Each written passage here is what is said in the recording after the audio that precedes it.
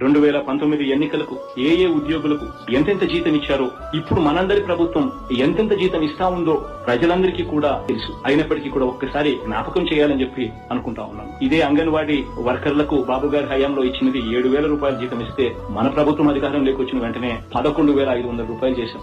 ఇదే అంగన్వాడీ మినీ వర్కర్లకు బాబు గారి హయాంలో జీతం 4,500 రూపాయలు అయితే మనం వచ్చిన తర్వాత దాన్ని 7,000 రూపాయలకు పెంచాం. సంఘమిత్రులకు, యానిమేటర్లకు బాబు గారి హయాంలో జీతం ఎంత అంటే 3,000 రూపాయలు ఇస్తే మనం వచ్చిన వెంటనే దాన్ని 10,000 చేశాం. మున్సిపల్ పారిశుద్ధ్య కార్మికులకు బాబు గారి హయాంలో 12,000 రూపాయలు అయితే మనం వచ్చిన వెంటనే దాన్ని 18,000కు చేశారు. ఇదే ఆశా వర్కర్లకు బాబు గారి హయాంలో జీతాలు ఎంత అంటే కేవలం 3,000 రూపాయలు ఇచ్చేవారు. మనం ఇవాళ ఇస్తా ఉన్నది 10,000 రూపాయలు కాదా అని చెప్పి ఒకసారి మనసాక్షిని అడగండి అని చెప్పి అడుగుతా ఉన్నాం. మన ప్రభుత్వం రాకముందు వరకు కూడా రాష్ట్ర ప్రభుత్వానికి సంవత్సరానికి అయ్యే ఖర్చు 1,198 కోట్ల రూపాయలు అయితే మీ ప్రభుత్వం ఈ రోజు భరిస్తా ఉన్న ఖర్చు 3,180